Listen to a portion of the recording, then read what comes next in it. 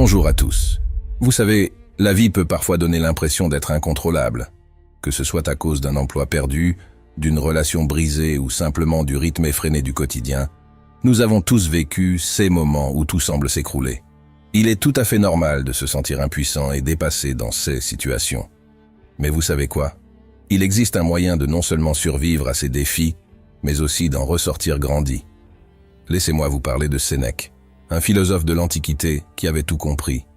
Ses enseignements sur le stoïcisme ne sont pas simplement de la philosophie abstraite, ce sont des stratégies concrètes qui ont aidé d'innombrables personnes à travers les âges. Écoutez attentivement, car à la fin de notre discussion, vous disposerez de tous les outils nécessaires pour cultiver votre force mentale et reprendre le contrôle de vos émotions et de vos réactions. Quoi que la vie vous réserve, ce n'est pas de la magie, mais presque. Alors explorons ensemble comment ces anciens secrets peuvent vous aider dans votre vie quotidienne, pour que vous puissiez avoir une existence plus sereine et équilibrée. Vous savez, si vous êtes là à écouter ceci, c'est que vous n'êtes pas comme tout le monde. Vous êtes quelqu'un qui cherche à aller plus loin, à approfondir les choses. Alors félicitations, vous faites partie de ces exceptions qui vont vraiment pouvoir bénéficier de la sagesse du stoïcisme. Et vous savez quoi? Vous pouvez nous aider à partager cette sagesse avec encore plus de personnes. En ce moment, notre chaîne fait face à un défi. De nombreuses autres chaînes copient notre contenu, ce qui rend plus difficile pour les gens de nous découvrir. Mais ensemble, nous pouvons changer cela. Si les enseignements de stoïciens résonnent en vous, si vous sentez qu'ils peuvent vous aider à mieux vivre, alors vous pouvez faire une énorme différence avec un simple geste. Cliquez sur le bouton « J'aime » et abonnez-vous à notre chaîne. Cela peut sembler petit, mais c'est en fait d'une importance capitale. Votre soutien signifie le monde pour nous, et il nous aide à continuer à partager ces enseignements précieux avec tous ceux qui en ont besoin. Merci d'être là, merci d'être à l'écoute, et bienvenue dans notre communauté de chercheurs de sagesse. Ensemble, nous allons apprendre à danser sous la pluie et à trouver la joie et le sens dans chaque moment de notre vie. Être partout, c'est être nulle part. Cette phrase capture un principe crucial souvent négligé dans notre course effrénée vers toujours plus. L'idée de se concentrer sur une seule chose à la fois, au cœur de la philosophie stoïcienne, peut transformer notre façon d'aborder le quotidien. Dans un monde qui célèbre le mythe du multitâche, il faut savoir s'arrêter et remettre en question cette approche. Quand on essaie de faire plusieurs choses en même temps, on disperse notre attention, ce qui peut mener à plus d'erreurs et à un travail de moindre qualité. Marc Aurèle, autre grand philosophe stoïcien, abondait dans ce sens. Il conseillait de se consacrer pleinement à ce qu'on a devant soi, avec sérieux et authenticité, en écartant toute distraction. Mais attention, cette concentration ne vise pas seulement à améliorer la productivité. Il s'agit de cultiver un état d'esprit qui valorise la profondeur plutôt que l'étendue. En se plongeant entièrement dans une tâche, qu'il s'agisse du boulot, d'un projet perso ou d'une conversation, on s'offre un plus grand sentiment d'accomplissement et de satisfaction. Platon dirait sûrement que cette concentration nous permet d'accéder à une forme supérieure de beauté et de vérité dans notre travail. En donnant le meilleur de nous-mêmes, on crée quelque chose qui résonne avec les idéaux du bien et de l'excellence. Et puis, il y a les bienfaits psychologiques de cette approche. En se focalisant sur une seule chose à la fois, on réduit la charge mentale, on minimise le stress et on améliore notre capacité à prendre des décisions.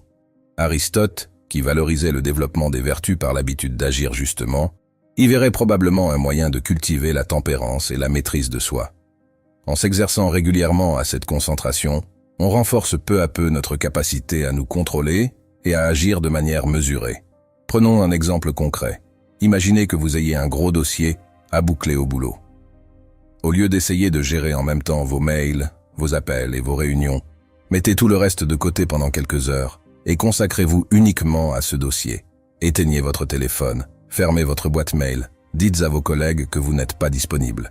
Puis plongez-vous à fond dans votre tâche, sans vous laisser distraire. Vous verrez, c'est magique. Non seulement vous abattrez ce dossier en un temps record, mais en plus, vous en retirerez une vraie satisfaction. Vous aurez l'impression d'avoir accompli quelque chose de concret, d'avoir exploité pleinement votre potentiel sur ce laps de temps. Et ça ne s'arrête pas au boulot. Appliquez ce principe à vos loisirs, à vos relations, à vos projets. Quand vous passez du temps avec vos proches, soyez vraiment avec eux, sans regard distrait vers votre téléphone. Quand vous vous lancez dans un nouveau défi, donnez-vous à fond, sans disperser votre énergie. En régulant notre désir de distraction et de gratification immédiate, nous ne suivons pas seulement les traces des philosophes stoïciens, mais nous nous alignons également sur les découvertes de la psychologie moderne. Cette dernière suggère en effet que notre cerveau n'est pas conçu pour gérer plusieurs tâches complexes simultanément. Lorsque nous accordons toute notre attention à une seule chose à la fois, la qualité de notre travail et de notre vie s'en trouve améliorée. Prenons l'exemple de Socrate et de sa méthode d'investigation approfondie. En se concentrant intensément sur un sujet unique, en dialoguant et en questionnant sans relâche, il parvenait à des réflexions d'une grande profondeur. Cette approche illustre parfaitement la puissance de la concentration sur une seule tâche. En rejetant le chaos du multitâche moderne, au profit d'un mode d'être plus délibéré et déterminé, nous devenons non seulement plus productifs, mais aussi plus réfléchis, plus paisibles. Et ça, Sénèque l'avait aussi bien compris. Les plus grands tourments sont le fruit d'un esprit indiscipliné. Nos impulsions incontrôlées peuvent être la source de profonds troubles émotionnels et de grandes souffrances. Le stoïcisme, en mettant l'accent sur la maîtrise de soi et la pensée rationnelle, nous offre un cadre pour relever ce défi. Il ne s'agit pas de supprimer nos émotions, ce qui serait malsain et impossible à maintenir, mais plutôt d'apprendre à les comprendre et à les gérer. Ce processus de gestion de nos impulsions commence par une profonde prise de conscience de soi. Comme le disait Épictète, « Aucun homme n'est libre s'il n'est pas maître de lui-même ». Cette déclaration souligne l'importance cruciale de la maîtrise de soi dans l'atteinte de la véritable liberté et du bonheur. En devenant plus conscients de nos impulsions et des déclencheurs qui les provoquent, nous sommes mieux armés pour y faire face de manière rationnelle. Il ne s'agit pas de nier nos sentiments, mais de les appréhender avec lucidité. Aristote, dans un autre registre philosophique, a également souligné l'importance de modérer nos impulsions par le développement des vertus. Pour lui, la vertu se trouve dans la recherche d'un équilibre entre l'excès et le manque, un concept connu sous le nom de juste milieu. Le courage, par exemple, serait le juste milieu entre la témérité et la lâcheté. En somme, les enseignements des stoïciens, en accord avec certaines découvertes de la psychologie moderne, nous invitent à cultiver la concentration, la maîtrise de soi et la modération. En suivant cette voie, nous pouvons espérer non seulement améliorer nos performances et notre efficacité, mais aussi accéder à un plus grand bien-être et à une liberté intérieure accrue. C'est un chemin exigeant qui demande de la pratique et de la persévérance, mais qui promet de belles récompenses à ceux qui s'y engagent avec sincérité. Donc, en appliquant les principes de la philosophie stoïcienne au contrôle de nos impulsions, nous cherchons à trouver un équilibre entre les réactions instinctives et l'inaction totale. Alors, l'objectif est de cultiver des réponses réfléchies et délibérées qui reflètent le meilleur de nous-mêmes. Et pour y parvenir, il est essentiel de développer une pensée rationnelle et d'en faire une habitude. Marc Aurèle, dans ses célèbres méditations, insiste régulièrement sur l'importance d'aligner nos pensées avec des principes rationnels et vertueux. Il nous rappelle que nous avons le pouvoir sur notre esprit et que les événements extérieurs ne peuvent nous en priver. En prenant conscience de cette réalité, nous pouvons trouver la force de nous concentrer sur nos réponses internes plutôt que sur les provocations externes. C'est ainsi que nous acquérons un plus grand contrôle sur nos impulsions. Donc, pour faire plus simple, l'objectif est de réfléchir avant de réagir, ce qui semble évident, mais dans la vie de tous les jours, c'est facile de l'oublier. Nous savons tous, au fond, que prendre un moment pour penser avant de répondre est bénéfique, mais sous le coup des émotions ou du stress, nous avons souvent tendance à réagir impulsivement. Cela est particulièrement vrai à la maison, où nous nous sentons à l'aise et sommes peut-être moins vigilants sur la manière dont nous exprimons nos sentiments. Les avantages de prendre ce moment de réflexion sont clairs. Cela permet de mieux contrôler la situation et de réduire les risques de conflits ou de regrets. En pratiquant régulièrement cet exercice de réflexion, comme celui de respirer profondément avant de répondre lors d'une dispute, nous renforçons notre capacité à gérer nos impulsions. Les personnes qui négligent cet exercice perdent beaucoup, car elles risquent plus souvent de dire ou de faire des choses qu'elles regrettent, endommageant ainsi des relations importantes. En intégrant cette simple pratique dans notre quotidien, nous pouvons améliorer significativement notre bien-être et nos interactions avec les autres. Quand on prend le temps de bien réfléchir à nos réactions émotionnelles, en utilisant des idées de la philosophie, on commence à faire des choix qui ne sont pas juste basés sur des émotions passagères. À la place, nos choix deviennent le résultat d'une réflexion plus profonde. Cette manière de faire nous rend non seulement plus solides mentalement, mais elle nous aide aussi à vivre en accord avec nos valeurs les plus importantes. Cela nous mène vers une vie où on prend des décisions de manière calme et réfléchie, pas juste sur le vif. L'approche stoïcienne pour contrôler nos impulsions consiste à développer une sorte de conversation avec soi-même, où on remet constamment en question nos réactions spontanées. Il ne s'agit pas juste de lire sur la philosophie pour l'école, mais de l'appliquer concrètement dans notre vie de tous les jours. En intégrant ces principes chaque jour, on dépasse les plaisirs immédiats et passagers pour atteindre un niveau de satisfaction et de sens plus profond. Bien sûr, suivre ce chemin nécessite des efforts et de la constance, mais les avantages, comme avoir les idées plus claires, mieux se connaître et agir en harmonie avec ce qu'on croit juste, valent vraiment la peine. C'est un défi que chacun peut décider de prendre, en avançant à son propre rythme. Les bénéfices sont énormes, et ils peuvent vraiment transformer notre quotidien. N'hésitez pas à écrire « J'avance » dans les commentaires pour montrer à tous que vous êtes prêts à prendre ce chemin. Voir tous ces « J'avance » ensemble, c'est inspirant et motivant. Ça nous rappelle que nous ne sommes pas seuls dans cette démarche, et que nous pouvons progresser ensemble. Sénèque nous donne un conseil qui peut surprendre. Il suggère de penser régulièrement à des situations difficiles comme l'exil, la torture, la guerre, ou même un naufrage. Ça semble sombre, mais l'idée derrière ce conseil est de nous préparer mentalement aux défis de la vie. Cette technique, que les stoïciens appellent la préméditation des maux, consiste à imaginer les pires scénarios non pour nous effrayer, mais pour nous habituer à l'idée que des choses difficiles peuvent arriver. Ainsi, si un jour nous faisons face à de telles situations, nous serons moins perturbés et mieux préparés. C'est comme un entraînement mental qui nous aide à rester calmes et équilibrés face aux problèmes. Mais attention, rappelez-vous que ça ne veut pas dire qu'il faut vivre dans une angoisse permanente, à toujours s'inquiéter de ce qui pourrait mal tourner. Non, il s'agit juste d'être réaliste, de savoir que des choses négatives peuvent arriver. Par exemple, si on a peur de perdre son travail, au lieu de paniquer, on peut commencer à se préparer en mettant son CV à jour, en apprenant de nouvelles compétences, en explorant d'autres options de carrière. Comme ça, si le pire arrive, on n'est pas pris au dépourvu et on est mieux armé pour faire face. Et ça ne concerne pas que les crises personnelles. C'est une attitude à avoir face à tous les grands changements de la vie, que ce soit des problèmes d'argent, la perte d'un proche, etc. En étant préparé, on ne se protège pas seulement du choc initial, mais on se remet aussi plus vite et on s'adapte mieux. On devient moins réactif et plus proactif, ce qui change tout dans notre façon de gérer les hauts et les bas de l'existence. Donc, même si ça peut sembler un peu bizarre au début, cette idée de se préparer au pire est en fait très utile. Ça nous aide à apprécier ce qu'on a, à relativiser nos soucis du quotidien, et surtout, à être plus fort et plus résilient face aux tempêtes de la vie. C'est une sagesse ancienne, mais qui reste très pertinente aujourd'hui, dans un monde plein d'incertitudes et de défis. Sénèque nous donne un conseil précieux pour développer notre résilience face à l'adversité.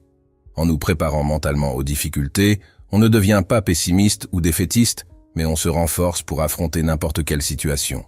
C'est comme une armure intérieure qu'on se forge petit à petit. Et le truc génial, c'est que chaque défi devient une opportunité de grandir et de se renouveler. Comme le disait Sénèque, les difficultés renforcent l'esprit comme l'exercice renforce le corps. Ça peut paraître bizarre au début, mais les stoïciens nous encouragent à accepter volontairement l'inconfort, pas pour se punir, mais pour muscler notre mental et élargir notre capacité à gérer les problèmes. C'est un peu comme un sportif qui s'entraîne dans des conditions difficiles pour être prêt le jour J. En repoussant ses limites dans un environnement contrôlé, il est mieux préparé pour le stress de la vraie compétition.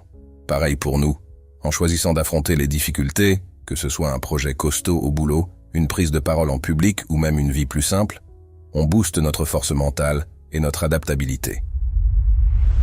En sortant de notre zone de confort, on ne teste pas seulement nos limites, on les repousse. Par exemple, si vous avez peur de parler en public, en vous y confrontant souvent, cette peur se transforme petit à petit en compétence. Ce qui était très difficile au début devient plus facile avec le temps. Ce n'est pas une question de chercher des difficultés pour le plaisir de souffrir. Les stoïciens nous enseignent que progresser signifie souvent affronter un certain inconfort. En choisissant d'affronter des défis, on réajuste ceux qui nous semblent confortables. Dans un monde qui cherche la facilité, Opter pour le chemin plus difficile peut paraître étrange, mais c'est le stoïcisme qui nous invite à repenser ce que signifie vraiment être à l'aise. Est-ce éviter les problèmes ou est-ce avoir la capacité de les gérer? Adopter cette manière de voir nous aide aussi à mieux apprécier ce que nous avons. Quand on sait qu'on peut gérer les moments difficiles, on savoure d'autant plus les moments agréables. Cela nous permet de voir la vie avec plus de gratitude et de tranquillité. Le stoïcisme offre de nombreux autres enseignements précieux pour nous aider à naviguer dans les défis de la vie avec résilience et sagesse. Un autre principe clé de cette philosophie est l'idée de la réserve du jugement. Les stoïciens nous encouragent à prendre du recul avant de réagir aux événements, à ne pas nous laisser emporter par nos premières impressions ou nos émotions. En prenant le temps d'examiner une situation sous différents angles, nous pouvons éviter les jugements hâtifs et les réactions excessives. Imaginez que vous rentrez à la maison et trouvez que votre colocataire ou partenaire a laissé la cuisine dans un désordre total après leur repas. Votre première réaction pourrait être l'irritation ou même la colère. Cependant, en pratiquant la réserve du jugement, vous prenez un moment pour réfléchir avant de dire quelque chose. Peut-être que votre colocataire a eu une urgence ou une très mauvaise journée et n'a pas eu le temps de nettoyer. En prenant le temps de considérer ces autres possibilités, vous évitez une confrontation immédiate et pouvez aborder la situation de manière plus calme et compréhensive. Cela aide à maintenir une atmosphère plus harmonieuse et à réagir de manière plus adaptée aux situations quotidiennes. En cultivant cette habitude de réserve du jugement, nous devenons moins réactifs et plus réfléchis. Nous apprenons à répondre aux défis avec calme et discernement, plutôt que de nous laisser gouverner par nos impulsions. Voici un autre conseil de Sénèque qui peut vraiment nous aider au quotidien. Il nous enseigne à prendre du recul et à observer les choses sous un angle différent, surtout lorsqu'on est pris dans le tourbillon des événements quotidiens. Sénèque nous encourage à penser à la nature éphémère de nos problèmes. Cette réflexion n'est pas là pour nous décourager, mais pour nous rappeler d'apprécier les moments présents et de concentrer nos efforts sur ce qui est vraiment important. Il souligne aussi combien il est primordial de rester fidèle à ce que nous estimons juste et bon. Quand on prend le temps de vraiment réfléchir à nos valeurs comme la bienveillance ou le courage et qu'on s'efforce de vivre en accord avec elles, on devient moins vulnérable aux perturbations extérieures. Cela nous aide à prendre des décisions plus sages et à rester stable même quand les choses ne vont pas comme prévu. Appliquer ces idées dans notre vie de tous les jours peut nous rendre plus résilients et plus clairs dans nos intentions. Cela transforme notre manière de voir les défis. Au lieu de les redouter, on les voit comme des chances de grandir. En fin de compte, suivre les conseils de Sénèque peut enrichir notre expérience de la vie, nous donnant la force de surmonter les obstacles et de trouver du sens même dans les difficultés. Sénèque nous donne un éclairage précieux pour mieux naviguer dans notre quotidien. Il nous explique que, même si nous ne pouvons pas toujours contrôler les événements qui nous arrivent, nous avons toujours le choix de comment y réagir. Au lieu de laisser les circonstances extérieures dicter notre bonheur et notre stabilité, il nous invite à puiser en nous une force et une paix intérieure. Imaginez avoir un ancrage solide en vous-même, un point fixe où vous pouvez toujours vous accrocher, peu importe les tempêtes autour. En développant cette résilience intérieure, on devient moins dépendant des aléas extérieurs et plus capable de garder notre équilibre en toutes circonstances. Sénèque conseille de pratiquer l'introspection pour renforcer cette autosuffisance. Il avait pour habitude de réfléchir chaque soir à ses actions et à ses réactions de la journée, une pratique qui nous permet de mieux nous connaître, nos forces, nos faiblesses et ce qui nous motive.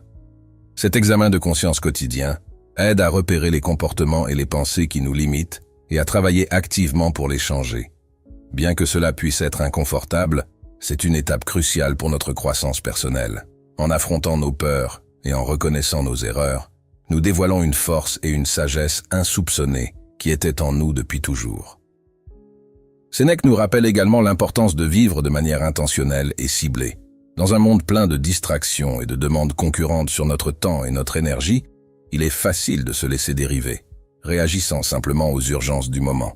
Mais lorsque nous prenons le temps de réfléchir profondément à nos valeurs et à nos priorités, nous pouvons commencer à façonner une vie qui est vraiment la nôtre.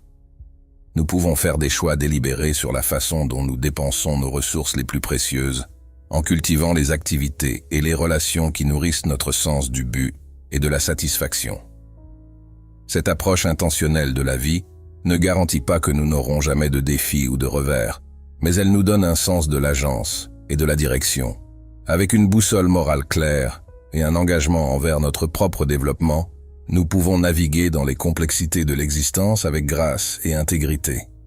Pour rendre cela encore plus palpable, imaginez que Sénèque vous dise directement « Ne vous laissez pas porter par le courant. Prenez les rames en main, définissez votre cap et ramez avec détermination vers vos objectifs. Chaque coup de rame doit être guidé par vos valeurs et vos aspirations les plus profondes. » Voici un conseil qui résume bien sa pensée. Vivez de manière à ce que chaque jour vous rapproche un peu plus de la personne que vous souhaitez devenir. Les enseignements de Sénèque nous encouragent à prendre en main notre bien-être et notre croissance personnelle.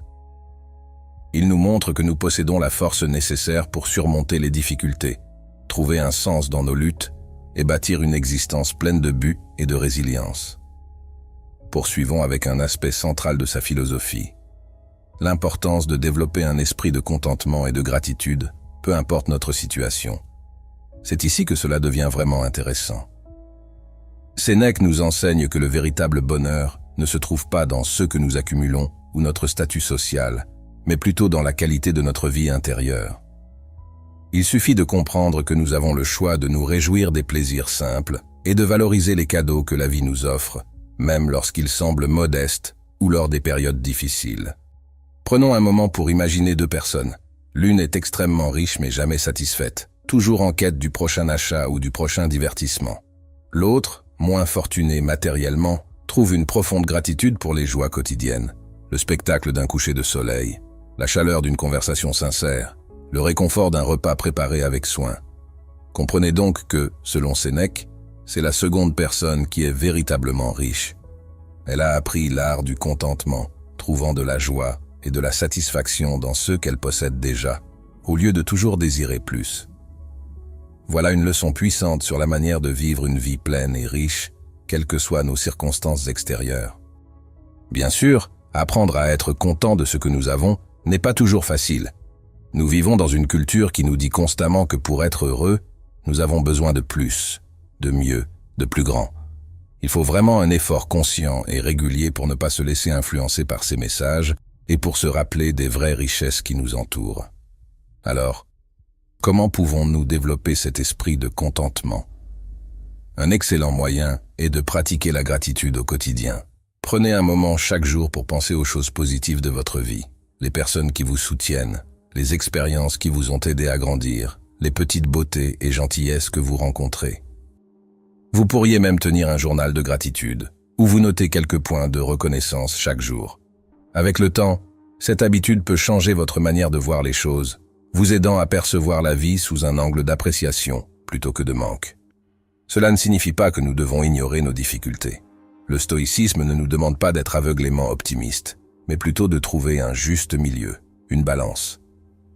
Nous pouvons être conscients des défis, tout en choisissant de mettre l'accent sur les aspects positifs. En fin de compte, suivre le conseil de Sénèque pour cultiver le contentement, c'est choisir de reprendre le contrôle de notre bonheur. Au lieu de dépendre des circonstances changeantes et des pressions extérieures, nous pouvons trouver une paix et une satisfaction profondes en nous et dans notre capacité à savourer les cadeaux de la vie. C'est en maîtrisant l'art du contentement que nous bâtissons un bonheur durable, capable de résister aux tempêtes de la vie. Parlons maintenant d'un autre aspect important de la philosophie de Sénèque, l'importance de tisser des liens d'amitié authentiques et bienveillants. Sénèque souligne combien les amitiés véritables sont précieuses et enrichissantes. Avoir des amis fiables, avec qui partager nos joies et nos peines, est un trésor inestimable. Il distingue cependant les amitiés sincères des relations superficielles. Il nous conseille de faire attention à ne pas passer trop de temps avec des personnes qui ne cherchent pas notre bien, qui nous influencent négativement ou qui nous poussent à agir contre nos principes. À la place, Sénèque nous invite à chercher des amis qui partagent des valeurs de bienveillance, de respect et de soutien mutuel. De vrais amis nous acceptent comme nous sommes et nous motivent à améliorer notre propre vie. Ils sont présents dans les bons comme dans les mauvais moments, prêts à nous écouter, à nous encourager et à nous offrir de nouvelles perspectives. Alors, Comment pouvons-nous développer ce type d'amitié au quotidien? Tout commence par être le type d'amis que nous souhaitons avoir. Traiter les autres avec gentillesse, honnêteté et respect est essentiel. Écouter vraiment, faire preuve d'empathie et soutenir les autres lorsqu'ils en ont besoin sont des pratiques clés. Nous devrions également faire un effort conscient pour nous entourer de personnes positives et inspirantes, celles qui partagent nos valeurs et qui nous poussent à nous épanouir. Cela ne signifie pas exclure ceux qui nous challengent ou qui ont une vision différente. Ces personnes peuvent également beaucoup nous apprendre. Néanmoins, il est important d'être intentionnel dans le choix de nos relations les plus intimes. Passer du temps de qualité ensemble est une autre manière de renforcer les amitiés. Dans notre monde trépidant, il est facile de négliger nos relations. En prenant le temps pour des conversations profondes, en partageant des expériences et en créant des souvenirs, nous forgeons des liens plus solides. Montrer notre appréciation en étant là pour nos amis lorsqu'ils ont besoin de nous est tout aussi crucial. Un mot gentil, un geste attentionné ou une écoute attentive peuvent faire une grande différence. Ces petites marques de gentillesse montrent à nos amis qu'ils sont importants pour nous, renforçant ainsi notre connexion et notre soutien mutuel. En cultivant de véritables amitiés basées sur la bienveillance, nous construisons un réseau de soutien qui peut nous soutenir dans les moments difficiles et rendre les bons moments encore plus agréables. Nous nous entourons de personnes qui nous voient et nous apprécient pour ceux que nous sommes. Prenons donc à cœur ce conseil de Sénèque et commençons à développer des amitiés qui nourrissent notre âme. Recherchons activement des connexions fondées sur le respect mutuel et le soutien. Faisons de la place pour des moments partagés et des conversations qui comptent. Et n'oublions jamais le pouvoir d'un simple acte de gentillesse pour renforcer les liens qui nous unissent. Car en fin de compte, ce sont nos relations qui enrichissent le plus notre vie, lui donnant son sens le plus profond. En valorisant et en nourrissant ces liens, nous créons une existence véritablement digne d'être vécue. Explorons maintenant une autre idée puissante qui peut transformer notre quotidien, l'art de vivre le moment présent. Cette pratique, bien que simple en théorie, peut être révolutionnaire dans son application. Sénèque nous encourage à nous immerger complètement dans l'instant actuel, à laisser de côté les regrets du passé et les inquiétudes du futur. Ce faisant, nous pouvons réellement apprécier ce que la vie a à offrir ici et maintenant. Nous pouvons également intégrer la pleine conscience dans nos routines quotidiennes. Par exemple, lors de la préparation des repas, au lieu de laisser votre esprit vagabonder vers vos soucis ou votre liste de tâches, concentrez-vous pleinement sur l'acte de cuisiner. Sentez les arômes, remarquez les couleurs des aliments et appréciez les textures. Cette attention aux détails enrichit l'expérience et transforme un acte quotidien en un moment de connexion et de calme. Instaurer des moments de silence dans notre journée peut aussi être bénéfique. Que ce soit quelques minutes de silence le matin avant de démarrer la journée, ou un moment de quiétude le soir avant de dormir, ces pauses nous permettent de nous ancrer dans le présent et de réduire l'agitation mentale. En cultivant la capacité de vivre dans l'instant, nous nous offrons un cadeau précieux. Cela ne change pas seulement la façon dont nous vivons nos journées. Cela transforme notre expérience de la vie. En nous engageant pleinement dans chaque moment, nous ouvrons la porte à une vie plus riche et plus satisfaisante, pleine de joie que nous aurions pu manquer autrement. Alors prenons à cœur cette leçon et essayons de savourer chaque instant. Que ce soit en prenant un café le matin, en appréciant un moment de calme, ou même en faisant face à un défi, chaque moment est une opportunité de vivre pleinement, profondément et avec gratitude. En développant cette présence attentive, nous ne faisons pas seulement face à la vie, nous la célébrons. En guise de conclusion, je voudrais partager avec vous une citation puissante de Sénèque qui, à mon sens, résume l'essence de sa philosophie. La vie, ce n'est pas d'attendre que les orages passent, c'est d'apprendre à danser sous la pluie. Cette phrase simple mais profonde nous rappelle que la vie est pleine de défis et d'incertitudes. Il y aura toujours des moments difficiles, des orages qui viendront perturber notre tranquillité. Mais plutôt que de passer notre vie à attendre que les orages passent, Sénèque nous encourage à apprendre à danser sous la pluie, c'est-à-dire à trouver un moyen d'embrasser ces défis, d'y trouver un sens et même une certaine joie. Comment faire cela concrètement? Eh bien, cela demande de cultiver les qualités et les pratiques dont nous avons parlé tout au long de notre discussion. Il faut développer notre résilience intérieure pour pouvoir rester solide et centré, même dans les moments difficiles. Il faut pratiquer la gratitude et la pleine conscience pour apprécier les petites joies de la vie, même quand tout semble sombre. Il faut se concentrer sur ceux que nous pouvons contrôler, nos pensées, nos actions, nos réactions, et lâcher prise sur ceux que nous ne pouvons pas changer. Il faut cultiver des relations authentiques et bienveillantes pour avoir un soutien dans les moments difficiles. Et il faut garder un sens de la perspective, se rappeler que tout est éphémère et que même les pires orages finissent par passer. Mais surtout, danser sous la pluie, c'est un choix. C'est une décision consciente d'embrasser pleinement la vie, avec tous ses hauts et ses bas. C'est un engagement à être vrai avec soi-même, à suivre ses valeurs, à trouver un sens et un but même dans les moments les plus sombres. Ce n'est pas toujours facile. Cela demande du courage, de la foi et de la pratique. Mais la bonne nouvelle, c'est que nous en sommes tous capables. Peu importe notre situation, nous avons tous en nous la force de faire face aux tempêtes de la vie avec grâce et résilience. Alors je vous invite, chers auditeurs de Sagesse stoïcienne, à prendre à cœur cette sagesse de Sénèque. La prochaine fois que vous serez confrontés à un défi, à un orage, rappelez-vous que vous avez le choix. Vous pouvez attendre que l'orage passe, ou vous pouvez apprendre à danser sous la pluie. Si cette leçon résonne en vous, si vous vous sentez inspiré à embrasser la danse de la vie, alors je vous invite à laisser un commentaire ci-dessous avec la phrase « Je danse sous la pluie ». Ce sera un beau témoignage de notre engagement collectif à vivre pleinement, courageusement et avec grâce, quoi qu'il arrive. Puisse la sagesse de Sénèque continuer à éclairer votre chemin, et puissiez-vous trouver la force, la joie et le sens dans votre propre danse sous la pluie.